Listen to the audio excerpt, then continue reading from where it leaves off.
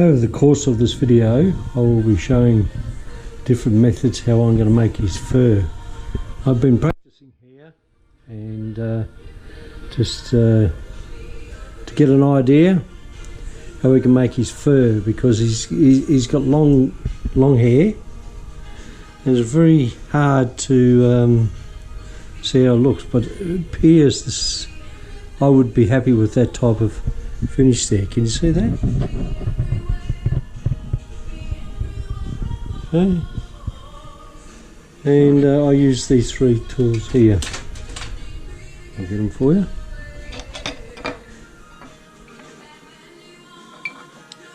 A V tool,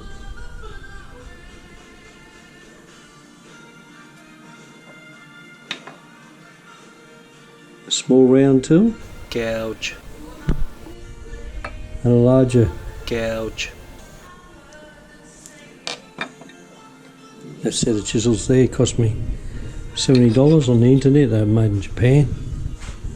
You know what the Japanese like it there, carving, so I expect them to be okay. They seem to be holding their edge pretty good.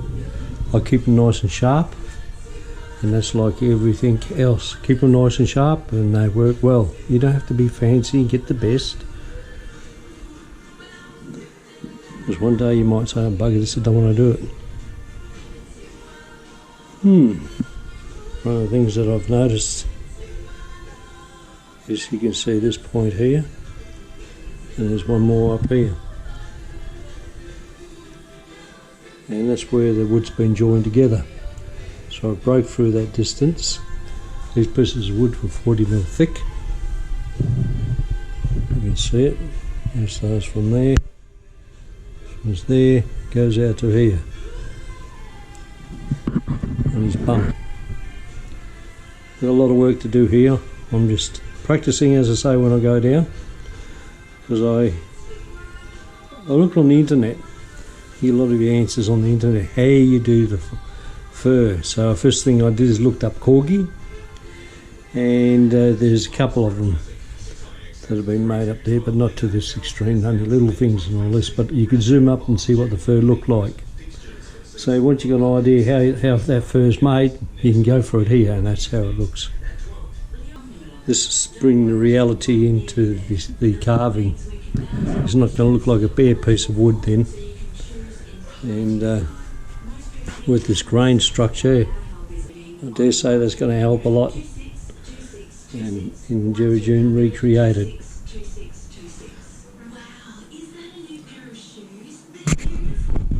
Here, like I have on this side here, I don't think you can see it. I'll pick this up, see if I can. No, I don't even think you'll be able to pick up against the light. Whatever.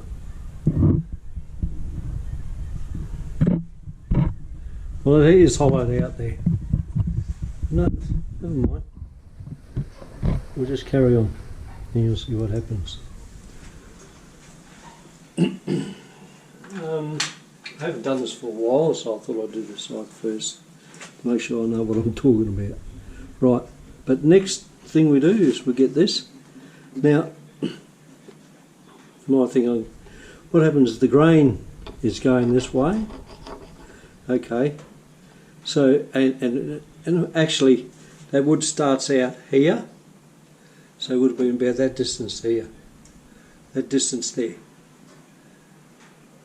Okay, away from there, because it's a fairly thick piece of wood, about that thick. And of course we bevel it back nicely there, and now I'm going to groove that out, going with the grain. I'll do it like this.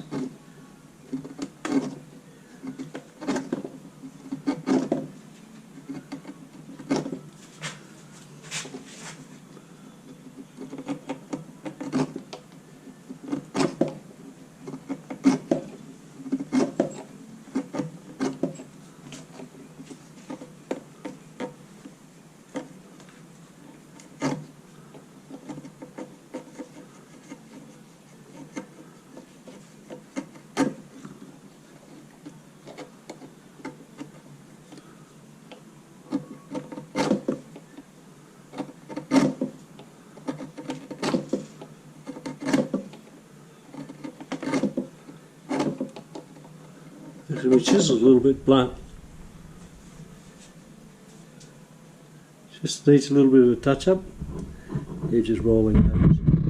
Send you over there, you can probably see me clean that up. I'll pop through here. Bit of a tight squeeze. Alright, give it my size so I can make it through.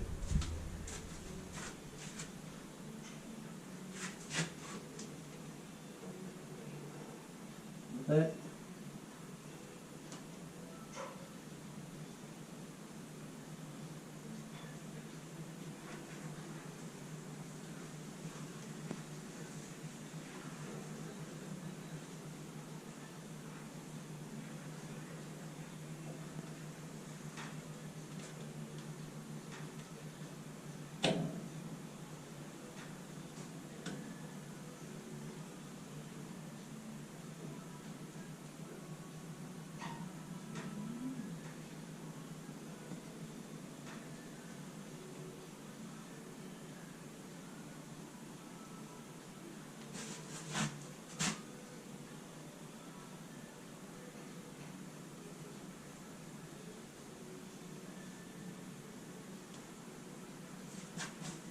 Good.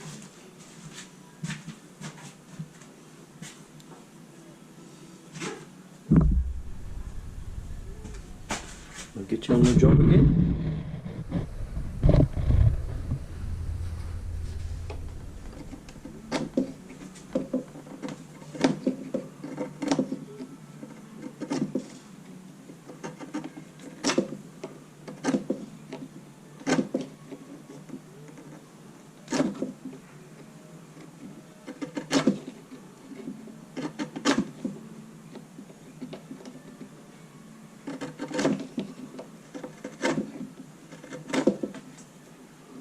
So virtually all we're doing is making this wider.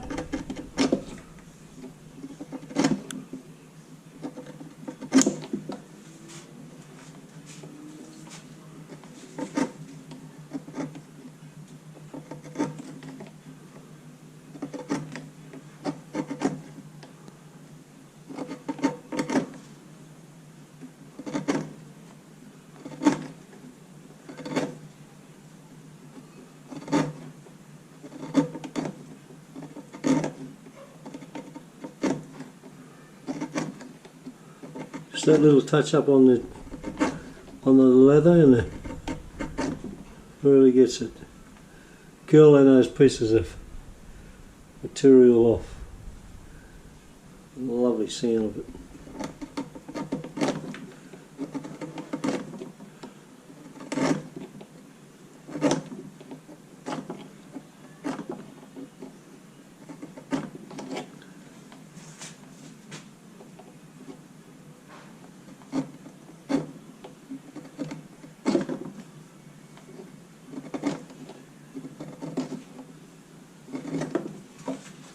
Probably that depth there is about, at the deepest point, about 4 mil that have gone down from there to there, and we just remove that back out a little bit so it gives the shape of the fur that has risen there, caused by the action of the tail when he lays it down.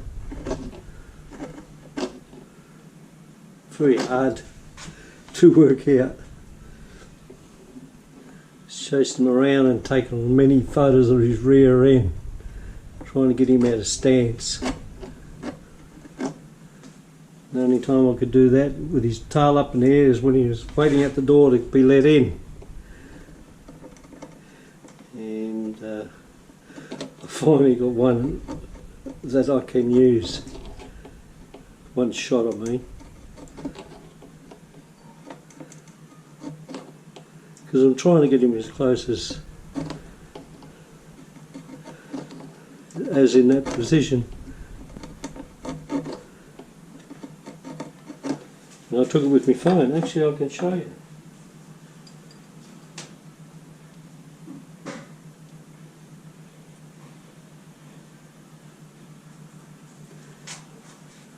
And virtually, that is although his tail needs to be up a little bit higher. That's the position he needs to be. See the feet a bit close? My feet down here are not so close, but I have to do some alterations to that so I can bring him closer, which I knew was a thing I had to watch out for.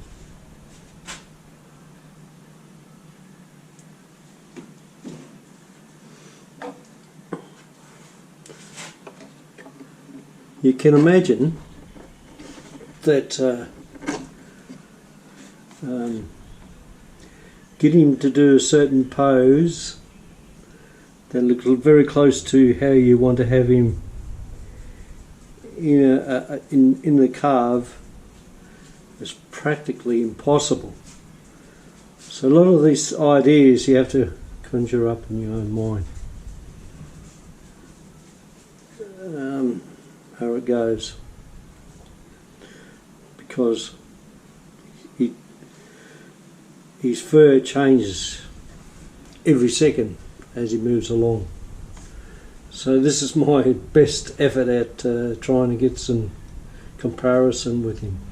Maybe it won't be even close, but it doesn't matter. It'll be just as close as any of those other actual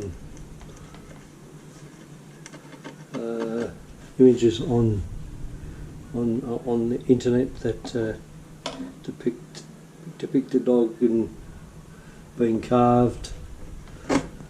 Not particularly worried. This is my effort really, but there's so many ways of doing fur, and I'm actually not doing the fur at the moment. I'm just preparing. A little bit of gouging here and there.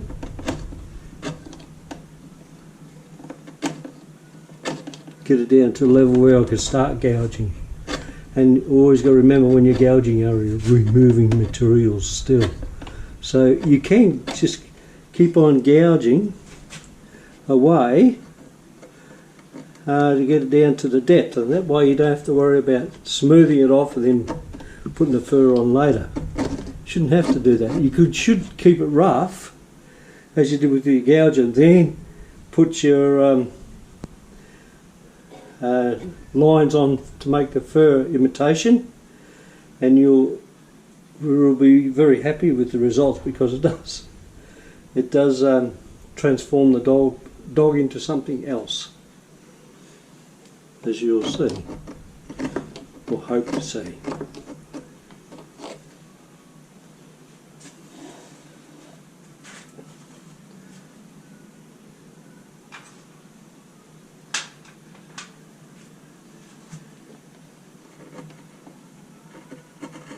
We are getting a little bit of a problem with this beach. Actually, this is beach here on the back end, from there right through to the other side and through there. I put that on because it's running short of jacaranda. It's not as easy as jacaranda to work with, but it's still alright. But I notice it's starting to tear a little bit. So I'll go with a smaller gouge and battle away. But you're still removing material. You don't have to worry about taking big chunks out. You'd have to get the big hammer onto the end of it and start smacking it. Keep your tools sharp and just work at it. And before you know it, you're there.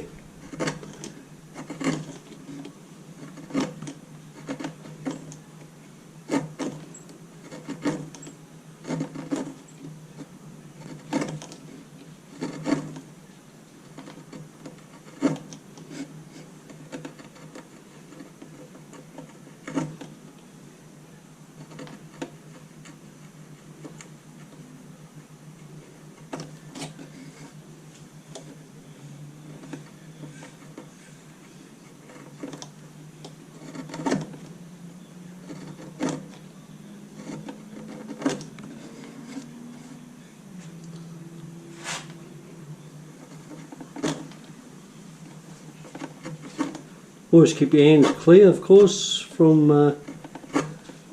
any cutting edge. Always try and keep your hands behind. There's no chance it's going to I'll go up there and chop that. You give yourself support.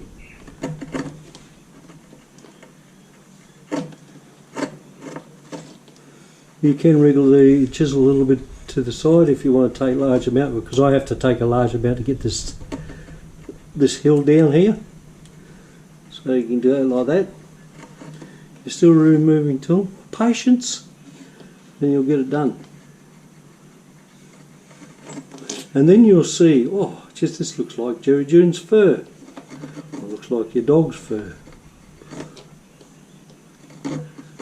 And this is what you start seeing now as I start going deeper with the fine gouge.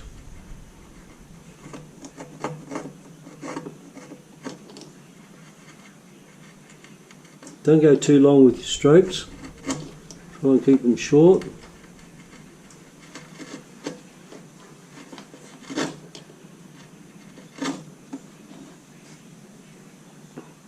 You can't ever make a mistake with a gouge.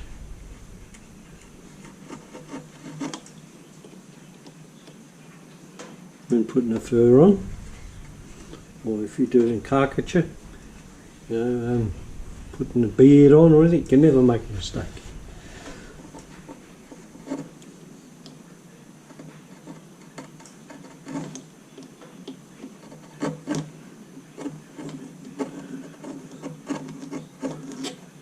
If you're not careful what you're doing, you can end up with a big problem. But what I tend to do is follow the design of his fur, how it lays, and you've got to build up a memory in your mind how that does happen, so you can apply it to the wood.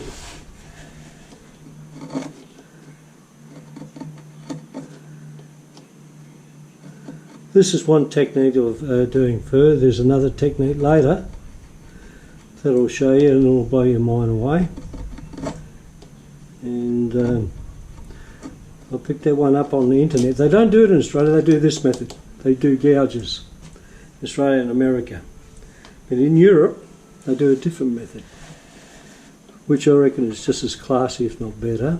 All depends what type of fur you're doing. So if you use all different types of fur imitation on your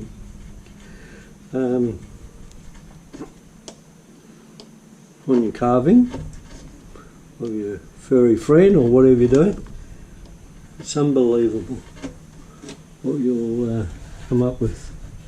Now we're starting to get a little bit of shape there. I'm taking hills out as I gouge away, but at the same time I'm putting his fur and I'll go in the direction that I want it to be.